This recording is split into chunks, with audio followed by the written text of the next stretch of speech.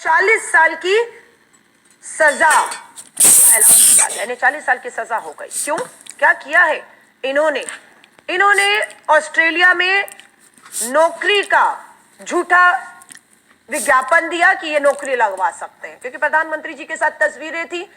लोगों को लगा ये नौकरी लगवा देंगे और नौकरियां लगवाने के लालच में अपने घर पे, अपने फ्लैट पे बुलाया महिलाओं को, उनके साथ बलात्कार किया, उनकी वीडियो बनाई, उन्हें ब्लैकमेल किया।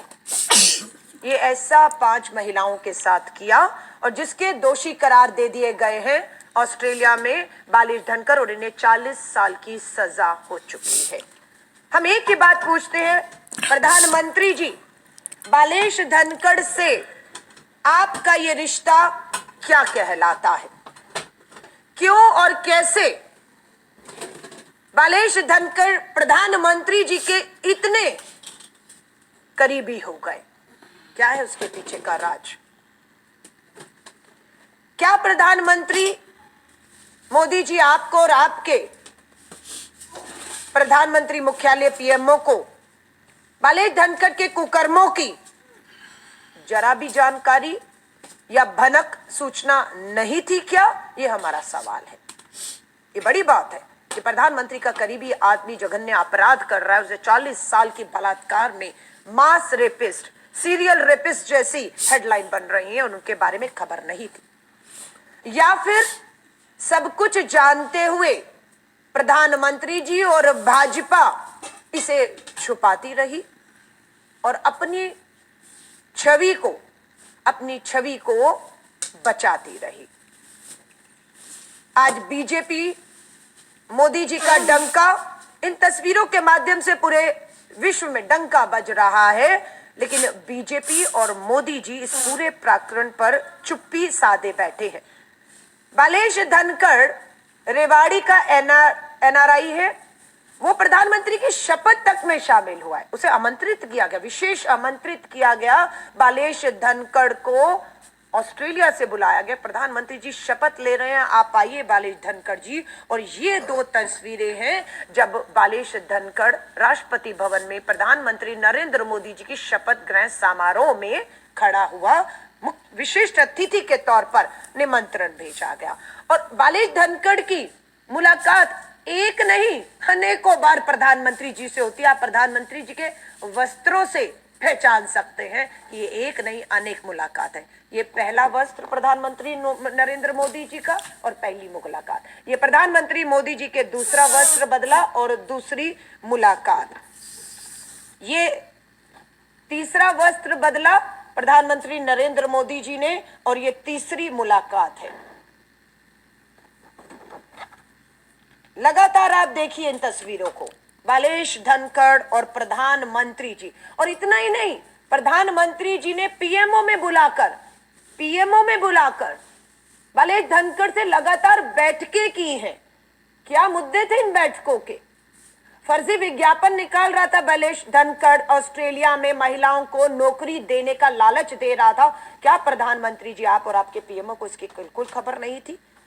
ये प्रधानमंत्री के आवास में जब प्रधानमंत्री जी बुलाकर इस तरीके से हाथ में हाथ पकड़कर बालिश धनखड़ से मिलते हैं, तो क्यों इस झूठे विज्ञापन नौकरी देने के धोखे में कोई नहीं आएगा? बिल्कुल आएगा। उन्हें लगता था कि प्रधानमंत्री का करीबी है। ये देखिए, यहां पर भी वस्त्र बदला और कितनी मीटिंगें हो चुकी हैं। कम से कम नहीं तो 15 बार बालिश धनखड़ ऑस्ट्रेलिया के अंदर, भारत के अंदर, पीएमओ में, राष्ट्रपति भवन में लगातार।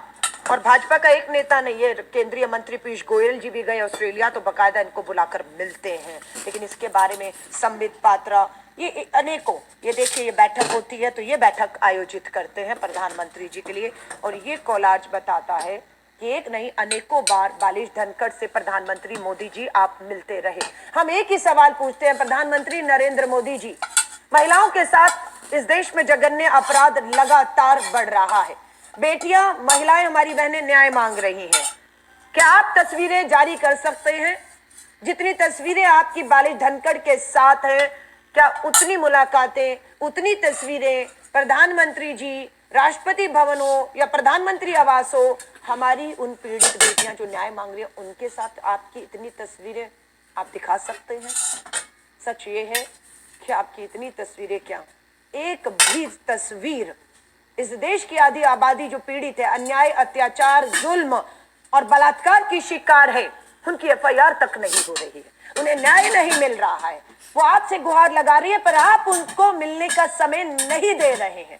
आपके पास समय ही नहीं है, लेकिन आपके पास समय है जंगल की सफारी करने का और पिंजरे में बंद शेरों से के साथ फोटो खिंचवाने का। लेकिन आपके पास समय नहीं है मणिपुर के हमारी बेटियों के साथ भी वहां पर सामूहिक बलात्कार किया गया, उन्हें निर्वस्त्र करके सरेआम वो तस्वीरें शर्मसार की। प्रधानमंत्री जी, आप उस मणिपुर में भी जाकर उन आदिवासी बेटियों को भी मिलने की हिम्मत अब तक नहीं दिखा पाए। संसद सत्र चल रहा है, प्रधानमंत्री नरेंद्र मोदी जी को उम्मीद की जा रही थी कि संसद में आज बैठेंगे और महिलाओं के मुद्दों पर जो तय था कि प्रियंका गांधी जी लोकसभा में, राहुल गांधी जी लोकसभा में, राज्यसभा में सोनिया गांधी जी और मल्लिका अर्जुन खड़गे जी हमारी जो बाहर आवाज है उसे बुलाएंगे। लेकिन पता लगता है कि प्रधानमंत्री जी मणिपुर की बात छोड़िए, संसद में आने की बात छोड़िए, आज मॉरिशस घूमने निकल गए हैं। उन्हें मणिपुर में जाना चाहिए था या मॉरिशस की यात्रा में बीच संसद सत्र छोड़कर जाना चाहिए था। और फिर मैं कह रही हूं, भाजपा को जवाब देना होगा। ये एक नहीं अनेकों मामले हैं। प्रज्वल रेवन्ना कर्नाटक का पूर्व सांसद, मास रेपिस्ट, जेल की सलाखों के पीछे है, वो भी इसलिए क्योंकि कर्नाटक में कांग्रेस की सरकार है। लेकिन ब्रजभूषण शरण आपका पूर्व सांसद से दिल्ली पुलिस 1 साल होने को आ रहा है, अभी तक पूछताछ करने की हिम्मत भी नहीं दिखा रही। और ब्रजभूषण के खिलाफ एफआईआर दिल्ली पुलिस ने आपके दबाव में नहीं की। प्रधानमंत्री मोदी जी, सुप्रीम कोर्ट की फटकार और आदेश पे होती है।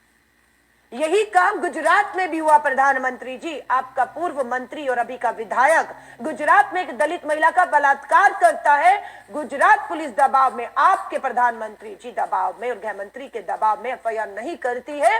वहां पर हाईकोर्ट के आदेश और फटकार के बाद एफआईआर हुई है।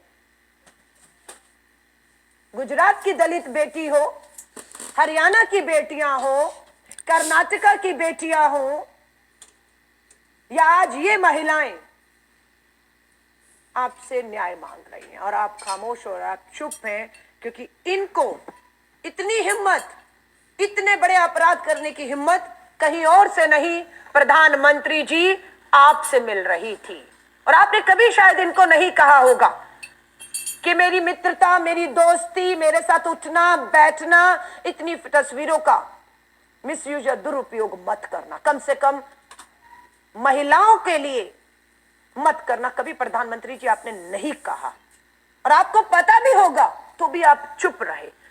इसीलिए बालेश धनखड़ आपकी यात्राओं को ऑस्ट्रेलिया में आयोजित करते रहे, ऑस्ट्रेलिया से डेलीगेशन लाकर आपको प्रधानमंत्री आवास में मिलवाते रहे, आपसे बैठ के करवाते रहे। और आप सब जानते थे, ये हमें लगता है क्योंकि आप प्रधानमंत्री हैं, आपके पास हर चीज, सूचना, जानकारी। एक एक आदमी अगर अपॉइंटमेंट प्रधानमंत्री से लेता है, पीएमओ में जाता है, तो उसका पूरा खानदान, उसका इतिहास, उसका चरित्र, उसके थानों में क्या है, जानकर ही प्रधानमंत्री आवास या राष्ट्रपति भवन में उन्हें मुलाकात का समय दिया जाता है।